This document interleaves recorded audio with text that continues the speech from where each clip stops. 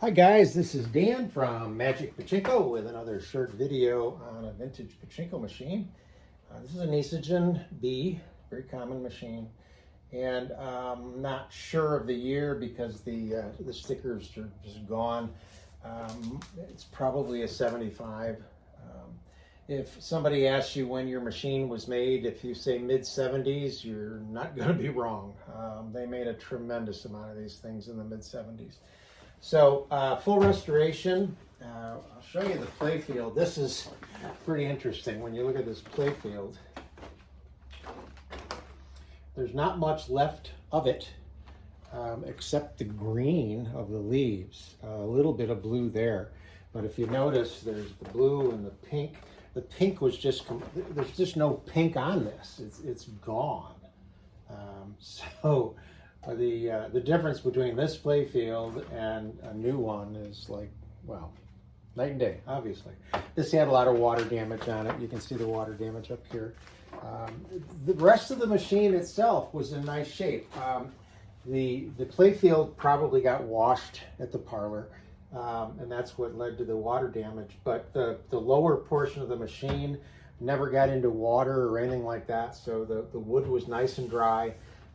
It all came apart and went back together pretty easily. There's a couple of interesting tulips here. This is a pass-through tulip. These are the regular tulips. Multi-chamber center attraction, so if the balls go in on this side, they're going to open the tulips. If they go in on this side, they'll open the tulips. Same with this up here. There's a pretty complex set of pathways on the back side of this machine. So let me turn this around so you can see the back of it. Again, Seesaw Model B. You know, I think it's a great design. This is the upper feed track, the upper hopper. This is the upper feed tray, the turnaround, the lower feed track. The jackpot chamber. This is the seesaw chamber. This is the paper clip area. This is where the jackpot arm is across here like this. That's kind of a backwards C. All right, so that's the layout. So when you get ready to play your machine, you get a 12-volt wall supply. You're going to plug it into the wall, and then the opposite end will go into this pigtail right here. And when you get them plugged in, you notice that the ball out light comes on. So there are no balls in the machine whatsoever, and this platform right here is what controls that, and right now it's this way, and this wire is pushing the leads of this leaf switch together and then turning the light on. Now when you put Pachinko balls in here, it's going to push this down and keep it down, and it lifts off of that switch and turns the light off. And then as the balls are depleted from here, this will raise, it'll tip back down and turn your light on. Notice this is also connected to another set of rods that goes into the machine, and there's a mechanism that when you don't have enough balls, it will lift this up. I'm sorry, this goes down, and it allows the flag to drop in front of the area where you're trying to load a ball onto the feed tray or the feed track, so you can't launch balls. These things are just a mechanical marvel. I love them. So when you get ready to set this up, first thing you need to do is make sure that the ball dump latch is latched. This is the ball dump mechanism right here. I have it marked in red. There's a little arrow pushing to the right, and when you do that, these two pieces will interact with each other. They'll latch. It might have done that during shipping. Make sure that you push this over. When you do that, these L's right in here have another piece that goes this way, and it creates a ramp for the balls to roll over and into the jackpot. When this is released, these L's will drop and allow the balls to go down the exit chute, and if you put a handful of balls in, they're going to end up all over the floor. So don't do that. Make sure you latch the ball dump latch. Okay, that's number one. So now that you've done that, you want to make sure by just taking a handful and they should run right through to till they get to the jackpot and stop. There should be no blocking them. Nothing should be in these tracks or anything. They run right into the jackpot. They're going to stop, and then they'll start to back up.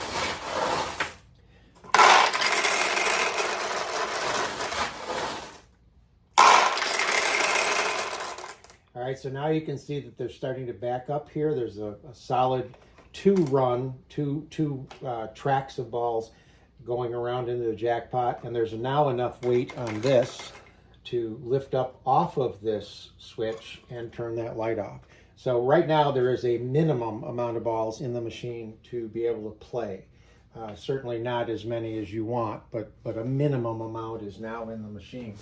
So assuming you have a bag of 500, you're going to want to put 480 of them up in here. The vast majority of the balls you own are going to go in the upper hopper.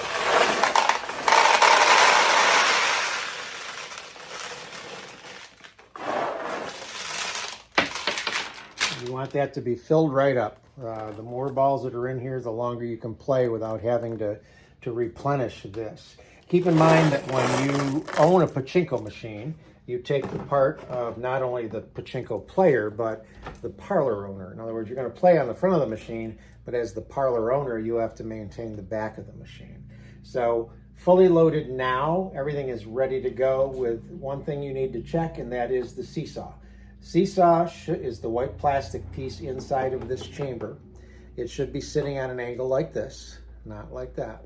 So if it is down like that, there's a rod right here where this red arrow is, and you just simply push up on the rod, and that will lift that seesaw up into the right position.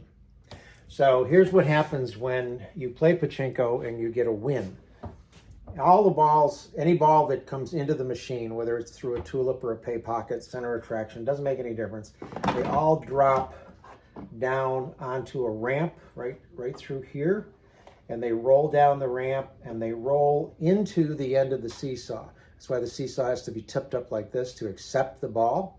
When the weight of the ball goes in there, it's going to drop like this and let the ball roll out into this vertical chamber here, which almost all the time is clear plastic.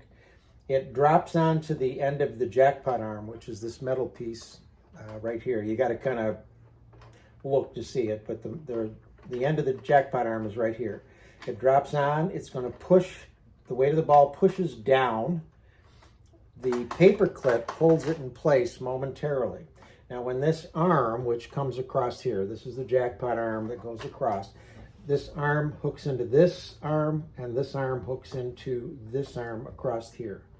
So when this goes down, that goes up, this bends, it opens up the bottom of the jackpot chamber and lets the winning 14 balls out.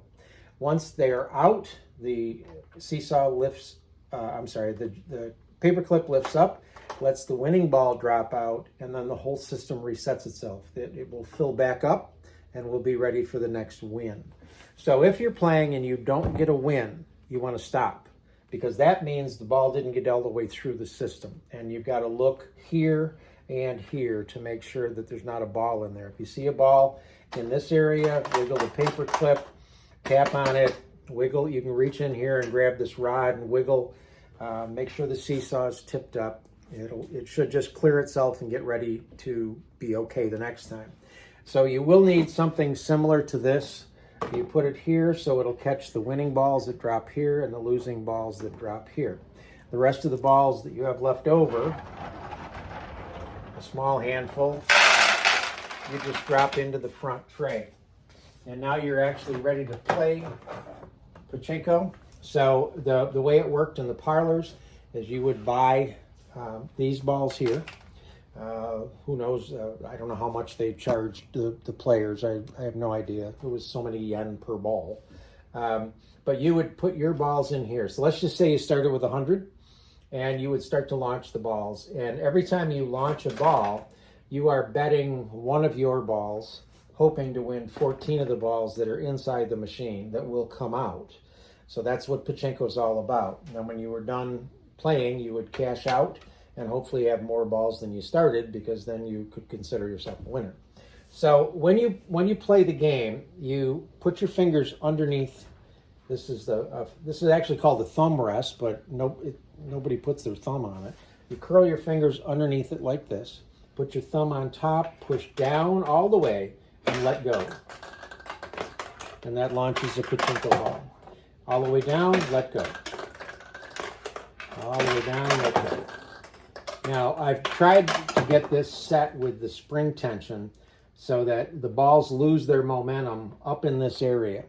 That's what you want, because you want the balls to drop down through here initially, go into the center attractions and things, because that will then open the tulips on the sides and give you a larger target. So all the way down, it will stay on the right side. If you go all the way down and just back off a little, you can get it to stay on the left side. So it depends on where the tulips are open. But initially you want to be able to get the balls to go down through the middle. Now you can launch balls as fast as you want.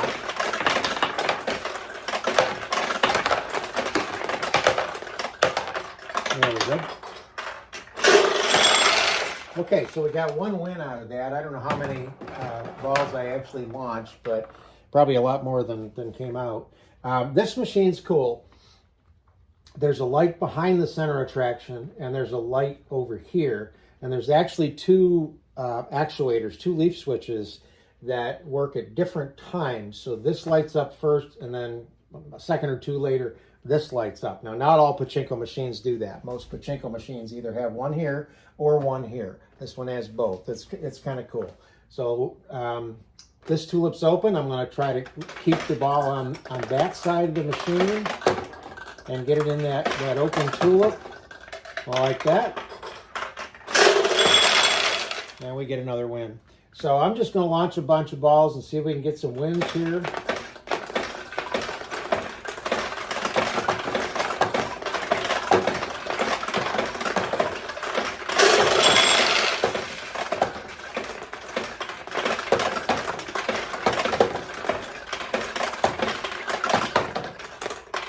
Now keep in mind that when these machines are set up, they're set up so that the house will win.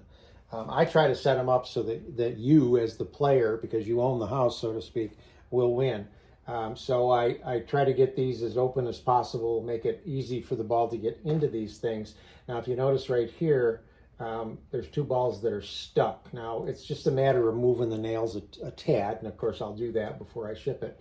But I try to keep this open in the sense that if the pachinko ball is going to go through two nails like that, it's harder to go through two nails like that rather than that. So I try to open the machine up and get some wins.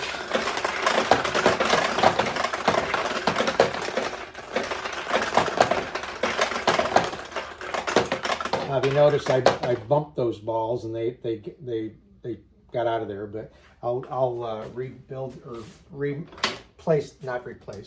reset those nails. So let me show you a couple of things here. You go in on this. Internally, it'll open this tulip. Over here, internally, it will open that tulip. And then the same thing happens. I believe there's 5 holes there. If you put it in the left two, it'll open this tulip. The right two, it'll open this tulip. If you put it in the middle, it will open the tulip in the middle. Okay, so now that we've got the tulips open, there are bigger targets. We should get some more wins. We'll see what we can do here.